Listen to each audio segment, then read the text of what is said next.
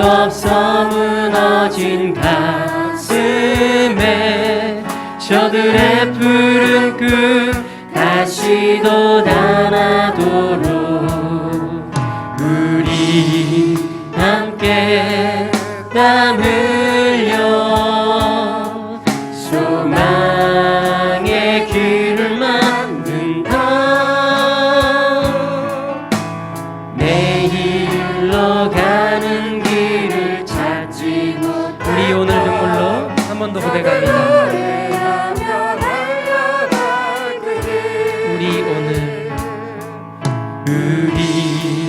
너는 눈물로 하늘의 씨앗을 심는다. 아멘.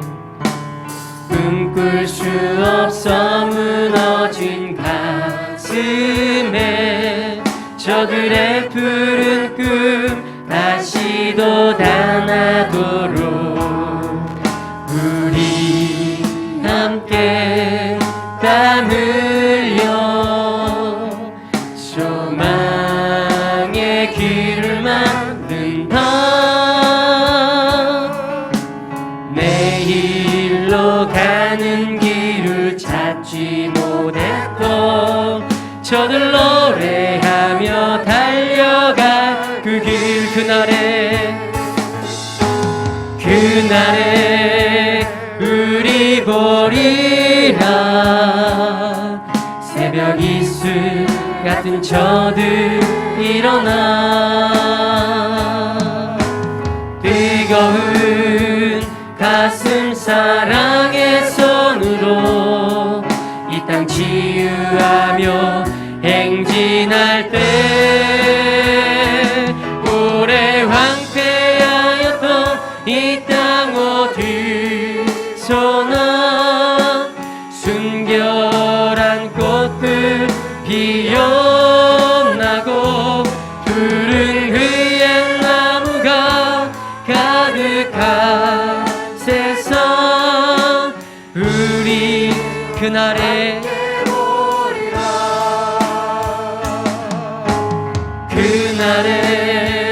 우리 보리라. 새벽 이슬 같은 저들 일어나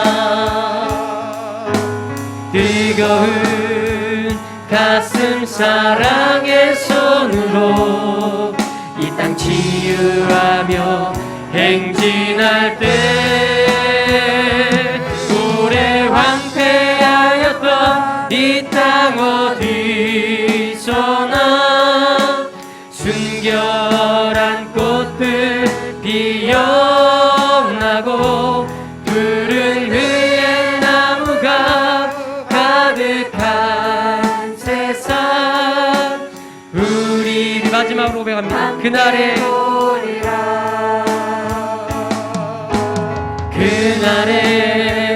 우리 보리라. 새벽 이슬 같은 저들 일어나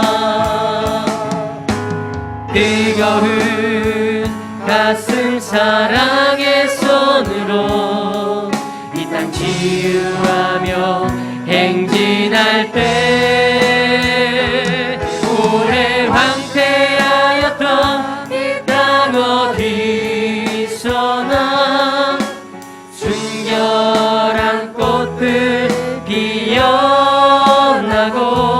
푸른 그의 나무가 가득한 세상 우리 함께 보리라.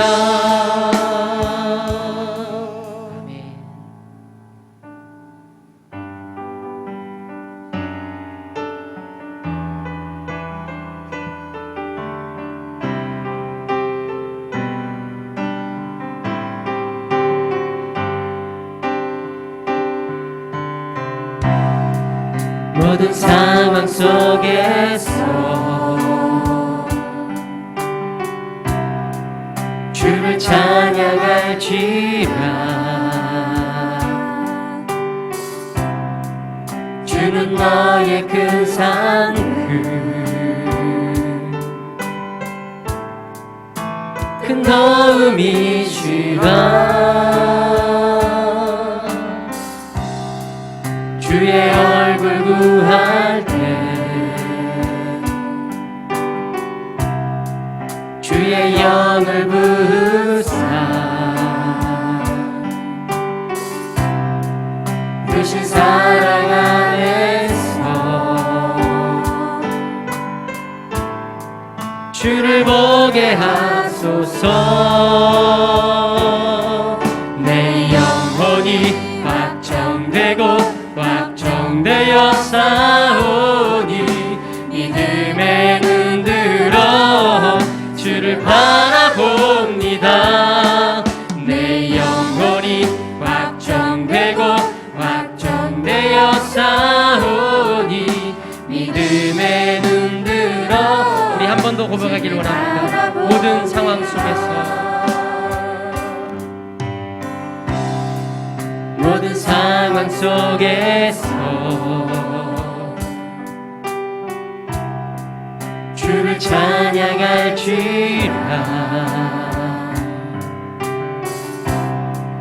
주는 너의 큰 상급 큰 도움이시라. 주의 얼굴 구할 때 주의 영을 부으사 크신 사랑 안에서 주를 보게 하소서. 내 영혼이 확정되고 확정되어 싸우니 믿음에 눈 들어 주를 바라봅니다. 내 영혼이 확정되고 확정되어 싸우니 믿음에 눈 들어 주를 찬양할 때 주를 찬양할 때 주의 나라 이미 임했네. 주의 영원한 나라 주 보게 하소서. 내 영혼이 확정되고 확정되어 싸우니 믿음에 눈 들어 주를 바라봅니다. 내 영혼이 확정되고 확정되어 싸우니 믿음에 눈 들어 주를 내 영혼이 확정되고 확정되어 싸우니 믿음에 눈 들어 주를 바라봅니다. 내 영혼이 확정되고 확정되어 싸우니 믿음에 눈 들어 주를 바라보 믿음에 눈 들어 주를 바라봅니다. 믿음에 눈 들어 주를 바라봅니다.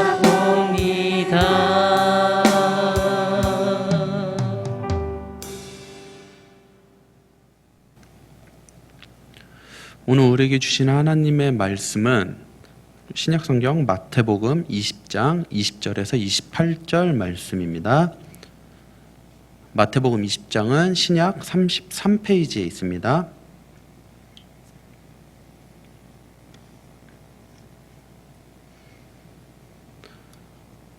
마태복음 20장 20절에서 28절까지 제가 봉독하겠습니다. 그때에 세베대의 아들의 어머니가 그 아들들을 데리고 예수께 와서 절하며 무엇을 구하니 예수께서 이르시되 무엇을 원하느냐 이르되 나의 이 두 아들을 주의 나라에서 하나는 주의 우편에 하나는 주의 좌편에 앉게 명하소서. 예수께서 대답하여 이르시되 너희는 너희가 구하는 것을 알지 못하는도다. 내가 마시려는 잔을 너희가 마실 수 있느냐? 그들이 말하되 할 수 있나이다. 이르시되 너희가 과연 내 잔을 마시려니와 내 좌우편에 앉는 것은 내가 주는 것이 아니라 내 아버지께서 누구를 위하여 예비하셨든지 그들이 얻을 것이니라. 10 제자가 듣고 그 두 형제에 대하여 분히 여기거늘 예수께서 제자들을 불러다가 이르시되 이방인의 집권자들이 그들을 임의로 주관하고 그 고관들이 그들에게 권세를 부리는 줄을 너희가 알거니와 너희 중에는 그렇지 않아야 하나니 너희 중에 누구든지 크고자 하는 자는 너희를 섬기는 자가 되고 너희 중에 누구든지 으뜸이 되고자 하는 자는 너희의 종이 되어야 하리라. 인자가 온 것은 섬김을 받으려 함이 아니라 도리어 섬기려 하고 자기 목숨을 많은 사람의 대속물로 주려 함이니라. 아멘. 우리가 신앙생활을 하는 목적은 무엇일까요? 당연히 구원받고 영원한 생명을 얻기 위함입니다. 그렇다면 우리가 영원한 생명을 얻어야 하는 그 이유는 무엇입니까? 지옥이 무서워서. 그렇죠. 물론 우리는 지옥이 무서워서라도 당연히 예수님을 믿어야 합니다. 지옥 자체를 무서워하지도 않는 사람들이 굉장히 많습니다. 그래서요, 그 지옥을 두려워할 수 있다는 것 자체도 귀한 믿음이 될 수 있습니다. 그런데요, 지옥이 무섭기 때문에 예수님을 믿는 것보다 더 성숙한 신앙이 있다면 바로 천국을 소망하기 때문에 예수님을 믿는 그런 신앙일 것입니다. 지옥이 무서워서도 예수님을 믿어야 하겠지만 그보다 우리는 더 한 발 나아가서 천국을 소망하기 때문에 예수님을 믿는 그런 신앙을 가질 수 있기를 간절히 소망합니다. 그런데 구체적으로 천국을 소망한다는 것이 무엇을 뜻할까요? 우리 인생의 마지막 날 다 마치고 우리 하나님 앞에 가는 그 순간을 바라는 것도 천국을 소망하는 것이 되겠지만 그뿐만 아니라 오늘날 내 삶의 현장에 펼쳐지는 하나님의 나라를 소망하는 것도 바로 천국을 소망하는 신앙입니다. 그렇다면 내 삶에 하나님의 나라가 펼쳐지기 위해서는 우리는 어떤 삶을 살아야 할까요? 바로 하나님 나라의 원리대로 살아야 합니다. 그래서 오늘은요, 이 하나님 나라의 원리로 산다는 것이 무엇인지에 대한 말씀을 나눠보려고 합니다. 근데 오늘 본문 20절은요, 그때에 이렇게 시작을 합니다. 근데 여기서 그때가 과연 언제인가? 그때 바로 요 앞에 17절부터 19절까지 어떤 내용이 나오냐면 예수님께서 십자가 고난에 대한 말씀을 우리에게 말씀하십니다. 그래서 예수님께서 십자가 고난을 이야기하고 있는 그때에 지금 세베대 아들의 어머니가 두 아들을 데리고 예수님 앞에 나옵니다. 그리고 예수님께 무언가를 요구하는데요. 우리 21절입니다. 21절에 보면은 나의 이 두 아들을 주의 나라에서 하나는 주의 우편에 하나는 주의 좌편에 앉게 명하소서. 당시에요, 이 고대 궁정에서 임금의 오른편 왼편에 앉는다라는 것은 무엇을 의미하냐면 가장 권력이 센 자리, 가장 권력이 큰 자리가 바로 그 임금의 오른편 왼편입니다. 그래서 지금 야고보와 요한의 어머니는요, 예수님께 가장 권력이 큰 자리를 요구하고 있는 것입니다. 지금 예수님께서는 십자가 고난에 대해서 말하고 있는 그때에 자기 아들들을 데리고 와서 권력을 요구하고 있는 그런 모습을 보여줍니다. 특히 이 지금 야고보와 요한의 어머니의 이름은요, 살로메라는 여인인데요, 예수님의 모친인 마리아와 친자매 관계. 그렇다면 예수님과는 어떤 관계입니까? 바로 예수님의 이모가 됩니다. 즉 지금 혈육을 이용해서 예수님께 무언가 한 자리를 청탁하고 있는 모습입니다. 아니 어떻게 예수님은 지금 십자가 고난에 대해서 이야기를 하고 있는데 권력을 얘기할 수 있겠습니까? 이렇게 생각할 수 있겠지만 과연 이 어머니의 모습이 우리에게는 없다라고 할 수 있을까요? 여러분, 우리는 지금 예수님 앞에 나와서 무엇을 요구하고 계십니까? 혹시 이 어머니와 동일한 요구를 하고 있지는 않은지 우리가 생각해 봐야 합니다. 올해 우리 교회에 선포된 표어가 바로 예수님께 집중하기입니다. 이 표어가 선포된 이때에 우리는 여전히 예수님 앞에 나와서 예수님, 내 아들, 딸 좀 세상에서 한 자리 차지하게 해주세요. 우리 가족, 우리 자녀 좀 잘 되게 좀 해주세요. 혹시 이런 요구만 하고 있지는 않은지 우리는 생각을 해봐야 합니다. 여러분, 예수님께 집중한다는 것은요, 예수님이 받으신 고난, 예수님의 부활, 그리고 예수님의 다시 오심에 집중하는 것이 바로 예수님께 집중하는 것입니다. 그런데 그런 예수님께는 관심이 없고 우리 자녀를 잘 되게 해주시는 예수님, 나를 세상에서 성공시켜줄 예수님에만 우리가 관심이 가 있다면 우리는 아마 이 표어를 제대로 이해하고 있지 못하는 수도 있다라는 것입니다.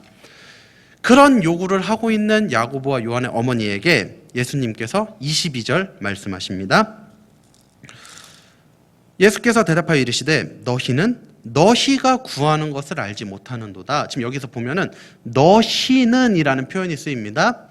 요구는 어머니 혼자서 요구를 했는데 예수님은 너희라는 표현을 씁니다. 복수형이 쓰입니다. 즉 지금 이 권력을 요구하는 욕심이 어머니만의 욕심이 아니라 그 야고보와 요한의 욕심이기도 하다는 것입니다.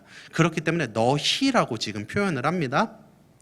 너희는 너희가 구하는 것이 무엇인지 알지 못하는도다. 무엇이냐면 계속 말씀하십니다. 내가 마시려는 잔을 너희가 마실 수 있느냐? 지금 예수님께서 말씀하시는 이 잔이 무엇을 의미할까요? 바로 십자가 고난을 의미합니다. 지금 예수님 이렇게 말씀하시는 것입니다. 너희들 나와 함께 고난을 받을 수 있겠냐? 이런 질문입니다.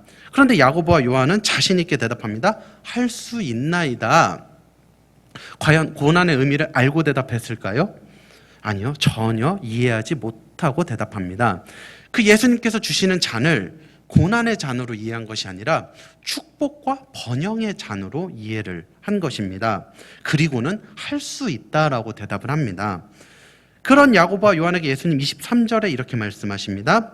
이르시되 너희가 과연 내 잔을 마시려니와 실제로 너희가 내 잔을 마실 것이다 이렇게 말씀하십니다. 실제로 예수님께서 마신 이 고난의 잔을 야고보와 요한도 마시게 됩니다. 나중에 예수님께서 십자가에서 죽으시고 부활하시면서 이 12 제자들은 영적인 눈을 뜹니다. 그리고는 이제 온전한 그 십자가의 의미를 이해하게 됩니다. 그래서 특히 이 야고보는요, 12 제자 중에 가장 먼저 순교의 길을 걸어갑니다. 그리고 요한은요, 말년에 반모섬에 유배되면서 각자의 모습으로 그리스도의 고난에 동참을 하게 됩니다. 그 일을 미리 아신 예수님께서 지금은 전혀 이해도 못하고 대답하는 그들에게 너희가 과연 내 잔을 마실 것이다 이렇게 대답을 하고 계십니다. 그런데 재미있는 거는 24절에 다른 나머지 10명의 제자들의 반응입니다. 24절에 보면은 10 제자가 듣고 그 두 형제에 대하여 분히 여기거늘, 나머지 10명의 제자가 이제 예수님께서 야고보와 요한이 그 잔을 마실 거라고 말씀을 하니까 그것을 듣고 분하게 여깁니다. 근데 여러분, 사실 이것은 화날 일이 아닙니다. 그 잔은 고난의 잔인데 그것을 분하게 여겼다. 야고보와 요한이 그 잔을 마실 것이라고 하니까 분하게 여겼다는 것은 무엇을 의미하냐면 지금 이 10명의 제자들 역시 예수님의 잔의 의미를 이해하고 있지 못하기 때문에, 그것을 여전히 축복과 번영의 잔으로 이해하고 있기 때문에 이런 반응이 나오는 것입니다. 그 잔의 의미가 고난인 줄 알면 이런 반응이 나올 이유가 전혀 없습니다. 오히려 고난의 길 걸어가는 것을 귀하게 여길 것이고요. 인간적인 마음으로는요, 솔직한 마음으로는 내가 아니라서 다행이다, 이런 반응이 나와야 원래는 정상입니다. 그런데 그것을 분하게 여겼다. 무슨 말이냐면 예수님의 제자들 중에 그 누구도 이 고난의 의미를 전혀 이해하고 있지 못하다라는 것입니다. 그런 제자들에게 예수님 말씀하십니다. 우리 25절 보겠습니다. 이방인의 집권자들이 그들을 임의로 주관하고 그 고관들이 그들에게 권세를 부리는 줄을 너희가 알거니와. 이 말이 무슨 말이냐면요, 이 세상 나라의 통치자들은요, 억압과 무력을 통해서 사람들 위해 군림하는 것을 목표로 삼는다는 것입니다. 그게 바로 이 세상 나라의 원리라는 것입니다. 꼭 통치자들뿐만 아니라 세상의 사람들 모두가 기본적으로 사람들 위해 군림하는 것을 목표로 살아간다는 것입니다. 그것이 바로 이 세상의 통치 원리라고 말씀을 하십니다. 당시 야고보와 요한은 물론 이 나머지 10명의 제자들까지도 사실은 이런 세상적인 통치 원리에 입각한 권력욕을 가지고 있던 사람들입니다. 그 권력을 왜 가지고 싶어 할까요? 바로 다른 누군가보다 그 위에 군림하고 싶기 때문입니다. 여러분, 사실 우리에게도 권력욕이 다들 조금씩은 있습니다. 물론 대단한 자리를 원하지는 않는다 할지라도요, 기본적으로 내 옆에 있는 사람보다 더 높아지고 싶고 내 이웃보다 더 위에서 군림하고 싶어하는 권력욕이 우리 모두에게 있다라는 것입니다.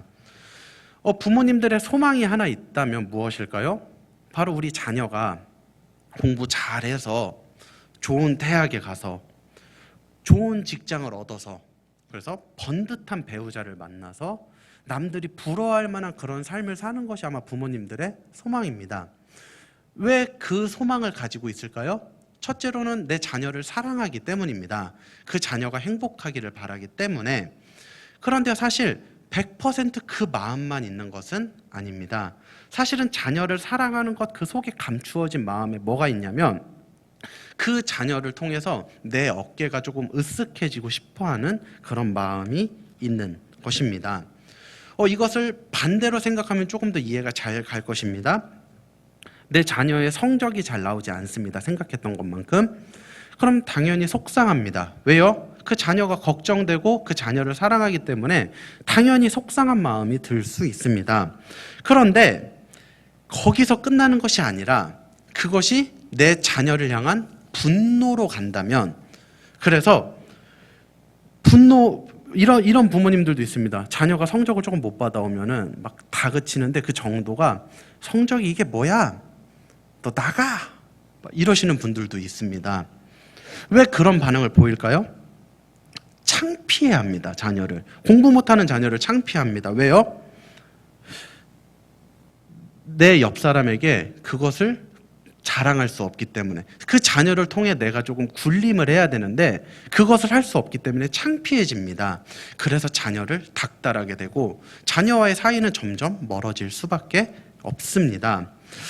여러분, 부모로서 자녀가 공부를 못하는 것을 속상해할 수는 있습니다. 거기까지는 부모의 사랑입니다. 그런데 거기서 그치지 않고 그 자녀를 창피해하고 부끄러워한다면 그것은 사실은 우리 속에 권력욕이 있다라는 증거가 됩니다.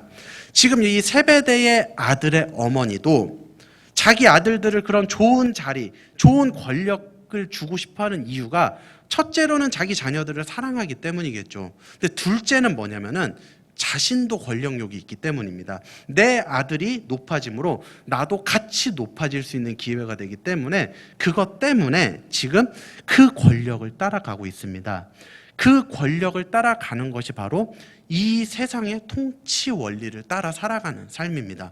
세상의 통치 원리. 누군가보다 위에 가 있고 누군가를 군림하기 위한 것을 목표로 살아가는 삶이 바로 이 세상의 통치 원리라는 것입니다. 그런데 그런 우리에게 예수님 이렇게 말씀하십니다. 26절입니다. 너희 중에는 그렇지 않아야 하나니 우리는 그렇게 살지 말라는 것입니다. 적어도 우리만큼은요, 누군가를 군림하기 위해서 살아가지 말라는 것입니다. 공부해서 남보다 위에 가는 것, 그래서 자기 능력대로 내 밑에 있는 사람들을 마음껏 할 수 있는 것, 세상의 당연한 원리입니다. 세상의 통치의 당연한 원리입니다. 그런데 적어도 예수님의 제자인 우리들만큼은 그렇게 살지 말라는 것입니다. 세상은요, 그렇게 살아도 전혀 그것을 문제 삼지 않습니다. 오히려 그렇게 살라고 부추깁니다. 자녀들에게 어떻게 이야기합니까? 남들보다 더 위에 가기 위해서 너 지금 공부해야 돼. 너 지금 공부하고 준비하면 네 밑에 사람들을 많이 둘 수 있어. 여러분, 세상은 이렇게 가르칩니다. 심지어 믿는 부모님들도 상당수 자기 자녀들에게 이렇게 가르치고 있습니다. 더 높은 자리에 가기 위해서 너 공부해야 돼. 그 누구도, 제가 아직도 한 번도 못 만나본 것 같습니다. 더 낮은 자리에 가기 위해서, 너 섬기기 위해서 공부해야 돼. 이렇게 가르치는 부모님을 아직은 한 번도 만나보지 못한 것 같습니다. 세상은요, 원래 그런 세상의 통치 방식 따라 살아갑니다. 그런데 예수님께서 우리만큼은 그렇게 살아가지 말라고 말씀하시면서 오늘 우리에게 하나님 나라의 원리를 우리에게 제시합니다. 그것이 무엇이냐면 바로 28절인데요. 우리 28절 함께 읽어보겠습니다. 시작. 인자가 온 것은 섬김을 받으려 함이 아니라 도리어 섬기려 하고 자기 목숨을 많은 사람의 대속물로 주려 함이니라. 아멘. 너 이렇게 공부하면 너 섬김을 받는 자리에 갈 수 있어. 여러분, 우리 어렸을 때 사실 다 이렇게 배웠습니다. 그리고요, 지금까지 그 목표를 향해서 달려왔고 지금도 그렇게 달리고 있습니다. 섬김을 받는 자리에 가는 것이 우리의 목표가 되어서 우리는 살아가고 있습니다. 그런데 예수님께서는 지금 전혀 다른 인생의 원리를 우리에게 제시하는데요. 바로 섬기는 것을 인생의 목표로 삼아라, 이렇게 말씀을 하십니다. 이것이 바로 하나님 나라의 원리입니다. 예수님께서는요, 처음부터 섬기기 위해 오셨고 섬김의 결정체로 보여주신 게 그분의 목숨을 우리에게 내어주십니다. 그것 때문에 예수님은 이 땅에 오신 것입니다. 제가 청년 시절에 친한 형이 한 명 있었는데요. 그 형은 성탄절만 되면 꼭 이런 말을 합니다. 남들 다 기뻐할 때, 야, 성탄절은 어떻게 보면 기쁜 날이지만 어떻게 보면 슬픈 날이기도 하다. 사실 예수님께서 죽기 위해서 이 땅에 오신 날이잖아. 예수님께서는요, 처음 오셨을 때부터 목적이 달랐습니다.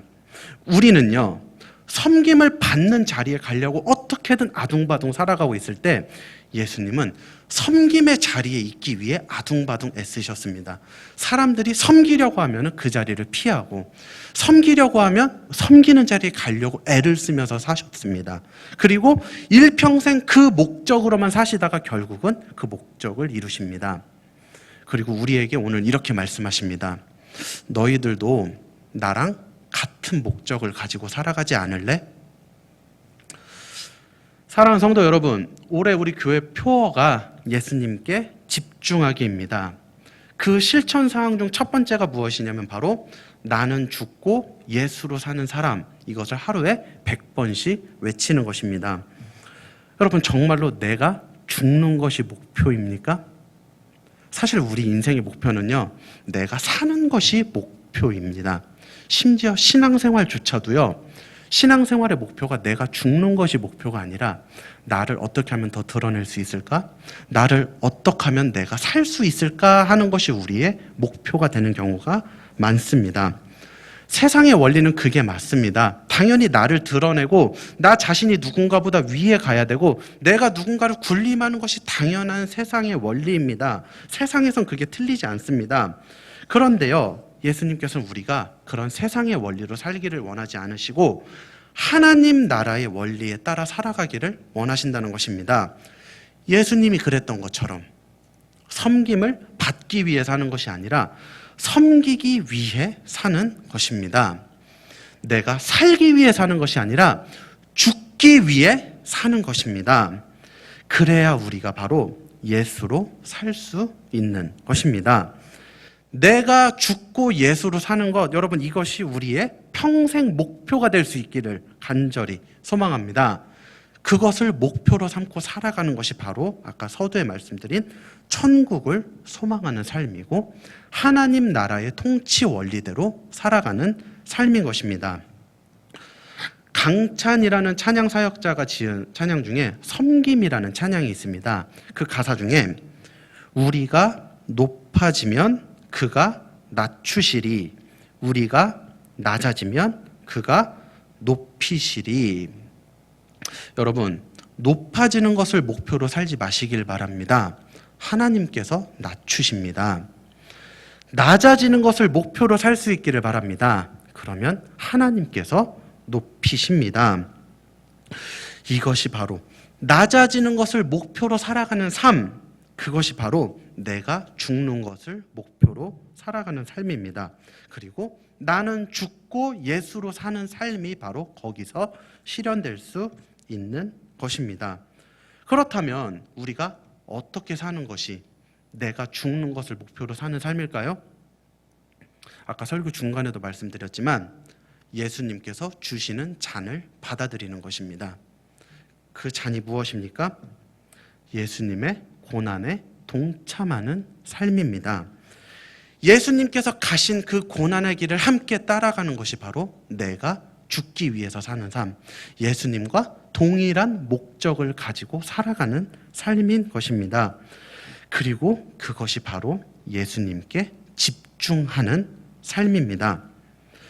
그러면 하나님께서 매년 우리에게 표어를 주십니다. 그냥 올해는 이런 표어구나 하고 지나가는 것이 아니라 왜 이 표어를 주셨을까 우리는 곰곰이 생각해 봐야 됩니다. 왜 주셨을까요? 어쩌면 우리가 지금 예수님 아닌 다른 것에 너무 집중을 많이 하고 있기 때문이 아닐까 생각해 봅니다. 예수님께 집중하기보다는 세상의 통치 원리, 세상의 원리에 집중하고 있지는 않은지 하나님 나라의 원리에 집중하기보다는 내가 누군가보다 군림하기 위한 것, 내가 섬김을 받는 자리에 가고자 하는 것에 더 집중하고 있지는 않은지 우리는 돌아봐야 할 줄로 믿습니다. 예수님께 너무 집중하지 못하고 세상의 방식에, 세상의 통치 방식에 너무 집중하고 왔기 때문에 하나님께서 우리에게 이 표어를 주신 것이 아닐까 생각합니다. 이 시간 예수님께 집중할 수 있는 우리 모든 성도님들이 되시기를 간절히 소망합니다. 세상과는 정반대의 원리로 높아지기 위해 사는 것이 아니라 낮아지기 위해서 사는 것입니다. 살기 위해서 몸부림을 치는 것이 아니라 죽기 위해서 몸부림을 치는 것입니다. 고난을 피하기 위해서 신앙생활하는 것이 아니라 고난을 받아들이고 고난에 동참하기 위해 신앙생활을 하는 것입니다. 그런 모든 성도님들이 되시기를 간절히 소망합니다. 그렇게 예수님께 집중할 수 있는 모든 성도님들이 되시기를 간절히 소망합니다. 기도하겠습니다. 하나님 감사합니다. 이 시간 우리가 주님 앞에 말씀을 듣습니다. 주님, 어쩌면 우리가 예수님께 집중해야 되는데 다른 많은 것에 집중하고 있지는 않았는지 다시 한번 돌아봅니다. 주님, 누군가를 군림하기 위해 살고 섬김을 받는 자리에 가기 위해 살아왔던 것은 아닌지 한 번 더 우리의 삶을 돌아봅니다. 주님, 우리가 지금부터라도 예수님께 집중하는 삶을 살게 하여 주시옵소서. 나는 철저히 죽고 예수로 사는 삶이 우리 가운데 펼쳐지게 하여 주시옵소서. 하나님 나라의 원리를 따라 살아가는 우리 모두가 되게 하여 주시옵소서. 감사를 드리며 예수님의 이름으로 기도드립니다. 아멘. 시간 주기도문으로 예배 마치겠습니다. 하늘에 계신 우리 아버지여, 이름이 거룩히 여김을 받으시오며 나라가 임하옵시며 뜻이 하늘에서 이루어진 것 같이 땅에서도 이루어지이다. 오늘날 우리에게 일용할 양식을 주옵시고 우리가 우리에게 죄 지은 자를 사하여 준 것 같이 우리의 죄를 사하여 주옵시고 우리를 시험에 들게 하지 마옵시고 다만 악에서 구하옵소서. 대개 나라와 권세와 영광이 아버지께 영원히 있사옵나이다. 아멘.